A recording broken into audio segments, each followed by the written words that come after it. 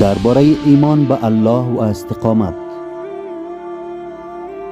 سفیان بن عبدالله ثقفی رضی الله عنه می گوید: عرض کردم یا رسول الله، سخنی درباره اسلام به من بگو که بعد از تو از هیچ کس نپرسم. و در حدیث ابو اسامه آمده است که غیر از تو از هیچ کس نپرسم. آن حضرت صلی الله علیه و سلم فرمود: بگو به الله ایمان آوردم و سپس استقامت کن.